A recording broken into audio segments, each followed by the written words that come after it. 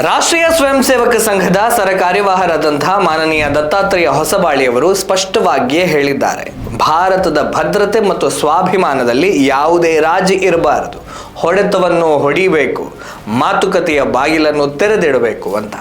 ಆದ್ದರಿಂದ ಕೆಲವು ಸೋಕಾಲ್ಡ್ ಬುದ್ಧಿಜೀವಿಗಳು ಮಾಧ್ಯಮ ಮತ್ತು ಸಾಮಾಜಿಕ ಮಾಧ್ಯಮಗಳಲ್ಲಿ ಏನನ್ನಾದರೂ ಹಂಚುವ ಮೊದಲು ನಿಜವಾಗಿ ಏನು ಹೇಳಿದ್ದಾರೆ, ಏನು ಹೇಳಲಾಗಿದೆ ಅನ್ನೋದನ್ನು ಪರಿಶೀಲಿಸಬೇಕು.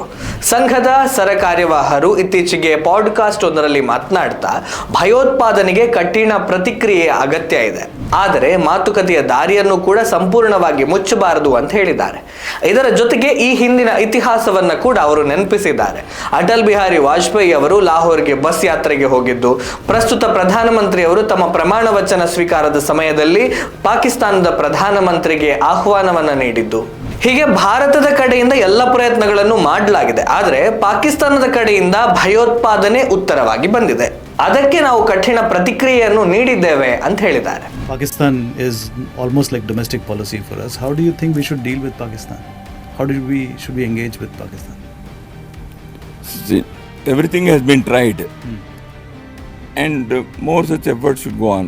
Atalji tried to engage them in debate. He went to Lahore by bus, and many things have happened. And our Prime Minister now also invited Pakistan ahead at the time of taking oath. Then he dropped himself in the wedding ceremony of the Pakistan's leader. So all these things we have tried. Dattatreya ಹೊಸಬಾಳಿಯವರು ಪಾಕಿಸ್ತಾನವನ್ನ pin prick ಅಂತ ಉಲ್ಲೇಖ ಮಾಡಿದ್ದಾರೆ. Pin prick ಅಂದ್ರೆ ಪಾಕಿಸ್ತಾನ ನೇರವಾಗಿ ಯುದ್ಧದಲ್ಲಿ ಭಾರತವನ್ನ ಸೋಲಿಸಲು ಸಾಧ್ಯ ಇಲ್ಲದ ಕಾರಣ ಸಣ್ಣ ಸಣ್ಣ ಭಯೋತ್ಪಾದಕ ದಾಳಿಗಳ ಮೂಲಕ ಭಾರತಕ್ಕೆ ಸೂಜಿ ಚುಚ್ಚಿದ ಹಾಗೆ ನಿರಂತರ ತೊಂದರೆ ನೀಡುವಂತಹ ಪ್ರಕ್ರಿಯೆ. And see, if the Pakistani the pin pricks it's trying to give, like in Pulwama etc., we have to answer wholesomely according to the situation, because the security and self-respect of a country and a nation has to be protected, and the government of the day should take note of it and take care of it.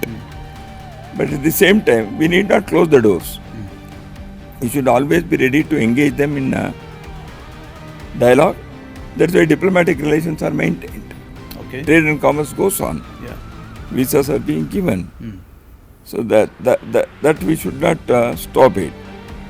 But because there should be a window for always for a dialogue.